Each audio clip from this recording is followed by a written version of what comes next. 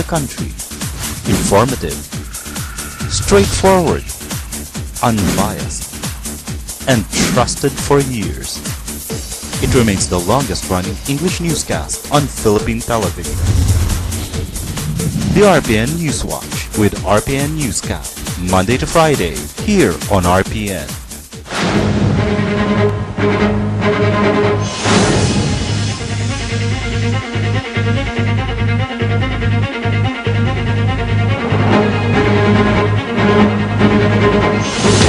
Mga kaigsunan, maayong pagpaminaw kanatong tanan.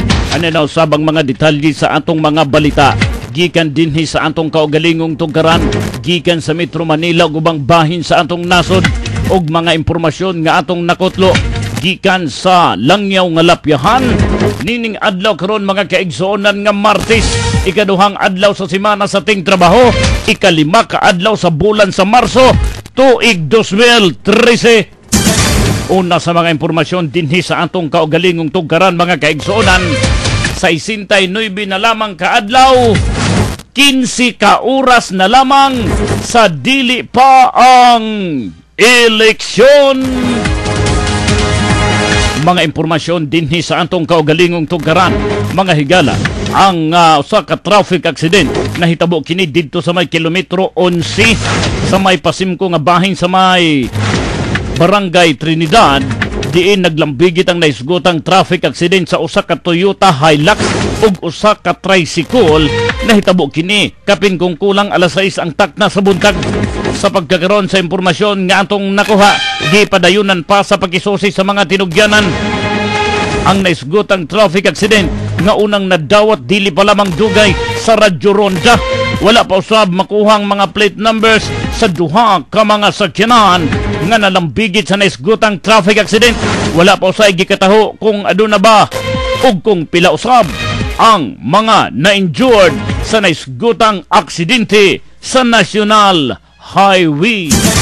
Sa pikas nga bahin, nadakpan sa mga tinugyanan sa kapulisan sa intelligence section sa pagpangulo ni Inspector Joel Cabanis ang usa ka wanted ang usa ka tawo nga nagatubang sa violation sa Section 12 Article 2 sa Republic Act 9165. Nadakpan kini sa mga tinugyanan sa kapulisan ang naisgutang suspitsado nga giila sa pangalang Gary Alciso. Si Alciso dugay nang kini nga gipangita sa Philippine National Police gumikan sa kalambigitan ug sa giatubang niining kaso nga violation sa Republic Act 9165. Hinungdan nga nahimong sentro siya karon o una siya nga nasentro sa gilusad nga mga operasyon sa mga tinugyanan sa kapulisan. Si Inspector Joel Cabanis ang nangulo sa grupo. Kini si Gary Alciso, usa kini sa nakalayas nung katong panahon sa tuang raid na dito sa Borromeo o sa Boulevard. Kauban nila ni Adelito Abising. Dinadakpan kining uban ug kini siya amoy nakasibat. So gipile gyapon nato ang maong kaso og tungod kay wala kini siya matubang sa maong kaso mo kining nahimo na-issuehan kini siya og warrant of arrest no. Nag-issue ni Honorable Judge Victor Canoy niadtong September 24, 2012. Si Inspector Joel Cabanis ang nangulo sa operasyon nga gilusad sa mga tinugyanan sa intelligence section sa Surigao City PNP. Ang grupo gilangkuban nining mosunod: Senior Police Officer Johnson Juanite, Senior Police Officer Richie Tikmon, Senior Police Officer Chodorico Bano, Senior Police Officer Octavius Pontelio, Police Officer Cosmiano, Police Officer Matugas, Police Officer Sangko og Senior Police Officer Silverio Mindanya Jr. Nagpadayon karon ang gilusad nga operasyon sa mga tinugyanan sa kapulisan batok gihapon niadtong mga personalidad nga nalambigit sa pagpayuhot og paggamit sa ginadili nga drugas dinhi sa atong dapit sa Surigao. Matud pa sa mga tinugyanan sa kapulisan nga ilang gipangayo sa pagkakaroon ang suporta sa atong mga kaigsuon ng Surigao non nga isumbong sa pinakadali nga panahon kung aduna may ilang mga mamatikdan nga mga personalidad diha sa ilang tagsa-tagsa ka mga lugar nga nalambigit sa paggamit o pagpamaligya sa ginadiling drugas. nagpagawas ng Integrated Bar of the Philippines Surigao del Norte Chapter sa bag-o nila nga mga seat of officials alang sa tuig 2013 ngadto sa tuig 2015. Si Integrated Bar of the Philippines Surigao del Norte President Attorney Alfonso Pons Casora. I'm happy to inform the public that effective April 1, naano kitay bago nga mga set of officers sa Integrated Bar of the Philippines Surigao del Norte Chapter sa termino 2013 ngadto sa 2015. So ang atong napili nga presidente mao ang the first woman lawyer to head sa IBP Surigao del Norte, si Attorney Stella Ranalan. Siya mo puli na ako isip mo presidente karon effective April 1, 2013.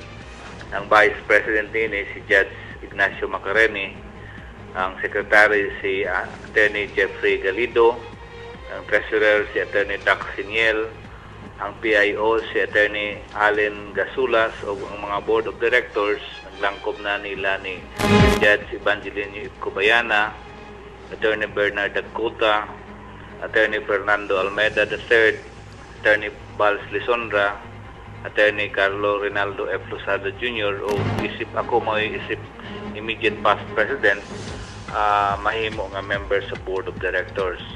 So kini may mga bago nga mga opisyalis sa Integrated Bar of the Philippines Surigao del Norte Chapter subset. Pinakauna nga babae nga napili isip presidente sa atong chapter si Attorney Stella Ranalan. Ang presidente sa Integrated Bar of the Philippines Surigao del Norte Chapter, Attorney Alfonso Pons Casora. Sa pikas nga bahin mga kaigsonan, karon gi sa ulog nato ang tulo ka mga mahinungdanon mga aktibidades sa tibuok Pilipinas. Karon mao ang Women's Month. Diin sa gilawatang pamahayag ni Board Member Regina Alan, ang chairman sa Gender and Family Committee sa Sangguniang Panlalawigan, gipadayag nini ang kamahinungdanong papel sa mga kababayenan ug ang pagrespeto sa atong mga kababayenan. Matud pa nga ang Women's Month karon nagdala sa tema kababayenan, gabay sa pagtahak sa tuwid na daan. At usab gisaulog karon ang Fire Prevention Month og ang Rabies Awareness Month. Sa pikas nga bahin, mga kaigsonan, ani karon sa atong dakbayan sa Surigao ang managsuong Robert Ace Barbers og former Governor Robert Lyndon Barbers aron himamaton ang ilang mga supporters og ang ilang mga kahigalaan dinhi sa atong dapit sa Surigao. Si former Governor Lyndon Barbers sa iyang giluwatang pahayag. Daw kaninyo og pasalamat ko na hangtod ko manadlawa na niyagihapon ko sa Surigao o sa mga barangay o mga lungsod nga akong nabisita. Salamat sa inyo mga mainitong pagdawat kanamo. Ang kanhi Governor Robert Lyndon Barbers sa iyang mga giluwatang pamahayag subay usab sa ilang paglibot karon sa mga kabaranggayan sakop sa atong dakbayan sa Surigao ug ang iyang pagbisita sa mga kalungsuran sa lalawigan sa Surigao del Norte. Una nang gibisita sa managsuong Robert Ace o Robert Lyndon Barbers ang mga lungsod usab didto sa may kaislahang bahin sa lalawigan sa Surigao del Norte. Sa panahon ng paghukom. But then again, ang ako lamang gadod kalipay, adunay gihapon mga tao na nagpabilin ang gugma o suporta sa pando sa Abante Surigao ug labi na sa amo magsuong Barbers ug sa Nationalista Party. So kana nabutang siguro makaingon ta na moabot ang panahon di gihapon kita maalkansi. Kung matud pa nila kumbate, fight, bahala na. Total, moabot man ang panahon na may bawaan ta. Kung ano mang gadot paghuman sa bugnong lugay nun. Pwede na ba nato? Si former Governor Robert Lyndon Barbers sa iyang giluwatang pamahayag dinhi sa Radyo Ronda. Sa pikas nga bahin mga kaigsonan, nadakpan sa mga tinugyanan sa kapulisan ang usa ka suspitsado nga nalambigit sa illegal nga sugal nga swertres dinhi sa antong dapit sa Surigao. Mga alas 10 kapin kung kulang ang takna sa kagabihion niadtong nakalabay nga adlaw ang mga membro sa intelligence section sa PNP Provincial Command sa pagpangulo ni Police Inspector Mariano Lokban sa iyang mga ginsakupan. Apil ng mga membro sa PNP CIDG og ang mga membro sa Philippine National Police dinhi sa antong dakbayan sa Surigao milusad kini sa anti-illegal gambling operation nga may resulta sa pagkadakop na sa usa ka Pedro Dizon hingkod ang bangidaron nga residente kini sa may Purok 2 Barangay Tugbongon, Surigao City. Nakumpiskar sa posisyon sa naisgutang suspitsadong nagkadaiyang mga swertres para pernalyas. Nahitabo usab ang naisgutang pagpangsikop mismo sa Barangay Tugbongon. Gihikay na sa pagkakaroon ang pagpasaka og kaso sa kalambigitan sa illegal gambling. Batok na sa maong dinakpang sospitsado. Balita gikan gihapon dinhi sa atong kaugalingong Tugkaran. Apan sa dili pa mga kaigsonan, atong paminahon ang pipila ka mga pahinumdom. Ang Riverside Parts Master Incorporated na sa ilang bagong location sa Dalan, Burgos, ning atong syudad. Mahimo niyong tawagan sa telephone number 231-7478 or 826-3663. Mga produkto nga inyong mapalit, genuine, Makita Power Tools sama sa planer, drill, grinder, Triton Paints, construction supplies, angle bars, flat bars, GI pipes, automotive spare parts, Firefly electrical devices sama sa switches, bulbs ug outlets. Adto ang Riverside Parts Master Incorporated sa ilang bagong pwesto sa Dalan, Burgos ning syudad. Makahangyo ka o makabarato pagyod diha sa Riverside Parts Master Incorporated. Ang bagong pwesto sa WRM Aquarium and Pet Specialist na himutang sa Dalan Sarvida, Pantalan 1, Surigao City na maligya sa daghang klaseng pets sama sa aquarium fishes, albino mice, lovebirds, purebred and crossbred puppies, pet food ng Beef Pro, Pro Plan, Alpo, Pedigree ug Trusty. Kami abli matag adlaw because your hobby is our priority. Mga kababayan o mga kalalakian, anihan sa dakbayan sa Surigao ang modernong dapit sa pagpagwapa o pagpagwapo.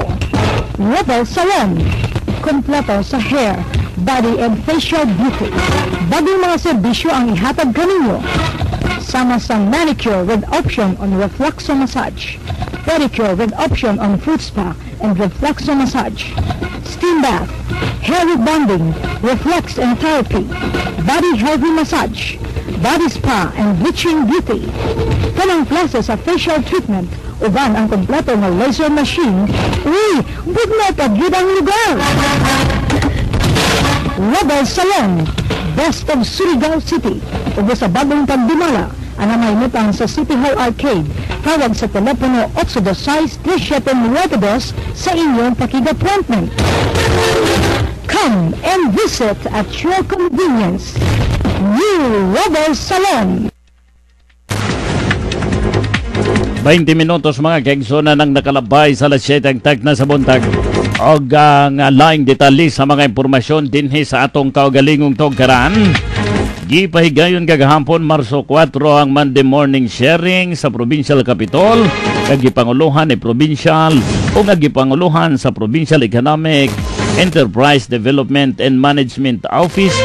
Kagina silang Pangulo nga si Miss Graciela Mante. Ang head na sa naisgutang buhatan, naghatag sa ilang updates ug matud pa nga mitaan sa 22.88% ang ilang revenue generation para sa niaging tuig. 105.11% usab ang gitaan sa ilang sports activities income. Dugang pa sa ilang mga updates, nagkabahin kini sa parking fee income, marketing and promotion of facilities through advertising, events management coordination, events facilitated, policies, system, procedures, improvement, strategies para karong tuiga napatasan usab ang income sa probinsya og mga umaabot pang mga schedule sa mga aktibidades. Nagsilbi usab nga guest speaker sa naisgutang kalihukan ang Regional Director sa Bureau of Fire Protection, Caraga Region, Senior Superintendent Mario Socorro C. Timonera. Naghatag usab og dugang mga kahibaw-anan kasayuran sa pagpahinumdum bahin sa fire prevention, ilabi na kay karong Marso mao ang Fire Prevention Month. Namulong usab si Senior Board Member Myrna Rumarate ug matod pa niya, dili lang kay ang Marso Fire Prevention Month kung dili bulan usab kini sa mga kababainan, dugang pa nga importante nga kalihukan para sa Marso ang graduation nga dili mao'y katapusan kung dili usa lamang kini kasinugdanan, matod pa ni Provincial Board Member Myrna Romarati. Mga impormasyon, mga kaigsonan gikan sa Metro Manila gubang bahin sa Antong Nasod. Lantaran karon nga gipadayag ni Presidente Noynoy Aquino III ang naglambigit kini sa matod pa pagkun sa buhay nga may resulta na hinuon sa kasamok dito sa Sabah, Malaysia.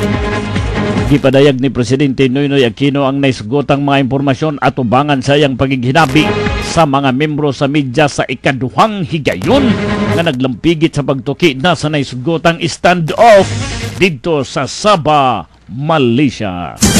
Sa pikas nga bahin, gitino karon usab ni Presidente Noynoy Aquino nga dili na kinahanglan ang clearance gikan sa Philippine government sa pagahimuong operasyon sa Malaysian Authority batok na sa grupo ni Raha Moda Agbi Mudin Kiram dito sa Sabah, Malaysia. Gipadayag ni Presidente Noynoy Aquino III nga dunay kaugalingon nga plano ang Malaysian Authority alang na sa ilang operation. Gihupay usab sa pikas nga bahin sa Department of Foreign Affairs Undersecretary Jose Brillantes ang mga kabalaka sa mga Pinoy nga adunay mga pamilya dito sa Malaysia mahitungod kini sa report na nagkagrabe karon ang tensyon sa tanang mga kabahinan dito sa Malaysia subay usab sa nagpadayon karon nga stand-off dito sa Sabah. Matod pa ni Brillantes, may mga lakang karon nga gihimo ang Philippine government aron panalipdan ang ubang mga Pinoy sa Malaysia. Sa pikas nga bahin, kumpiyansa karon ang Malacañang nga dili mapiktuhan ang nagpadayon karon nga peace talks tali na sa More Islamic Liberation Front og sa MILF na nagpadayon kini nga gipalig-on hangtod nining mga higayuna. Mao kini ang reaksyon sa Malacañang. Sa una nang gipamahayag ni MILF Chief Negotiator Muhagir Iqbal nga apektado nang nagpadayon nga peace process gumikan sa tensyon karon nagikalambigitan sa mga Filipino Muslims dito sa Sabah, Malaysia. Sa pikas nga bahin, nag-apilar usab karon ang Pilipinas sa panggobyerno sa Malaysia nga kinahanglan ug kung pwede man ipatuman ang maximum tolerance sa pagresolbar sa naisgotang standoff sa isla sa Sabah. Gihimo ang naisgotang apelasyon ni Foreign Affairs spokesperson Raul Hernandez. Ang panawagan usab kini nga unta sundon ang mga nalatid nga naglambigit kini sa pagrespeto sa tawhanong katungod. Dito sa La Union, mga kaigsuonan, gipailawom na sa state of calamity ang kinatibuk ang lalawigan sa La Union. Gumikan kay apektado na kini sila sa oil spill. Matod pa sa ilang provincial government nga kinahanglan gayud nga mapailawom ang lalawigan sa state of calamity aron kini makahimo sila og mga lakang nga matabangan ang mga apektadong mga residente.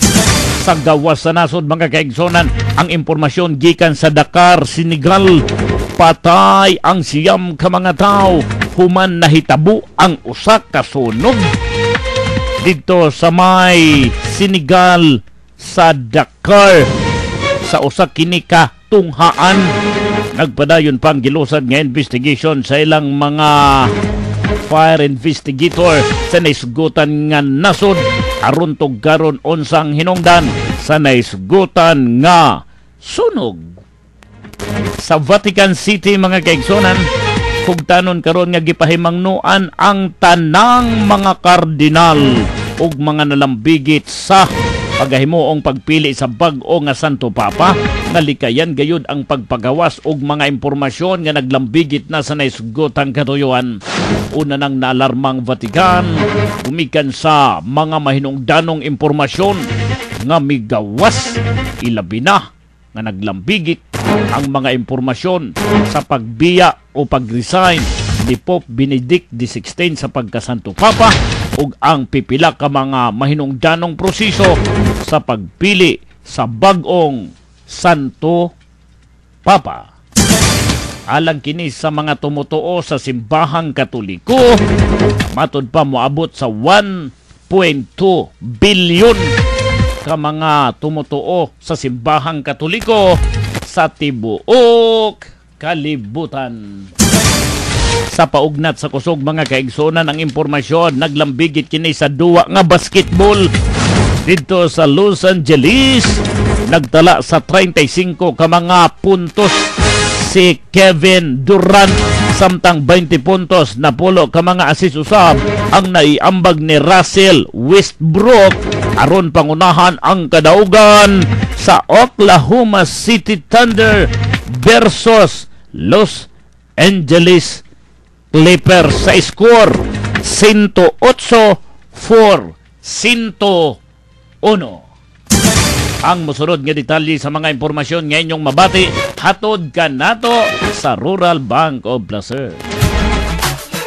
Ang Bank of Placer mapagarbuhong mo serbisyo kaninyo sa pagpahulam sa pinakaubos nga interest ug mas dali paspas ang processing. Mupahulam sila aron ikapital sa ginagmay o dako nga negosyo o business loans. Ang collateral mahimong real estate, lupa nga residential, commercial o agricultural, chattel mortgage o mga sakyanan o makinarya. Mupahulam usab sila sa GSIS, SSS pensioners, OFW allotees o para sa salary loan, para sa individual loans, sikat loans o para sa grouping loans, barugan, agricultural loans o agrarian reform beneficiaries loans. Aduna sab sila gold savings sa pinaka makatarunganong interest. Bisitahi ang head office sa Bank of Placer, mas luag, mas haduol kaninyo karon diha atbang sa Villa Corritos Subdivision, National Highway ning Dakbayan, with telephone numbers 826-4135, 826-4100 ug 232-6529. Bank of Placer, ang mabuyawanong bangko nga may barugan. Oras na to 29 minutos na mga gaigsunan ang nakalabay sa alas 7 sa buntag. Anto anay paminahon mga kaigsonan ng balita sa panahon pag-asa maing buntag. Mayong buntag ug ang update sa lakat sa atong panahon para karon nga adlaw Marso 5 tuig 2013. Ang northeast monsoon magapadayon sa gihapon sa Luzon. Ang rehiyon sa Carga, lakip ng Davao ug silangang bahin sa Kabisayan makaangkon sa mapanganuron nga lakat sa panahon ug may mahinay nga sa kasarangan nga mga pagulan-ulan ug panalugdog. Samtang Cagayan Valley, Bicol Region ug kaprobinsyanan sa Aurora ug Quezon mapanganuron usab ug makaangkon sa mahinay lamang nga mga pagulan. Ang Metro Manila guban pang bahin sa nasud may pagkamapanganuron lamang ug may mga isolated usab nga panalugdog o ulan. Kasarangan nga sa makusog ang huyop sa hangin gikan sa Miangas Silangan ang magapadayon sa Luzon ug silangang bahin sa Kabisayan ug Mindanao. Ang kadagatan ini nga mga lugar kasarangan ngadto sa Baluron.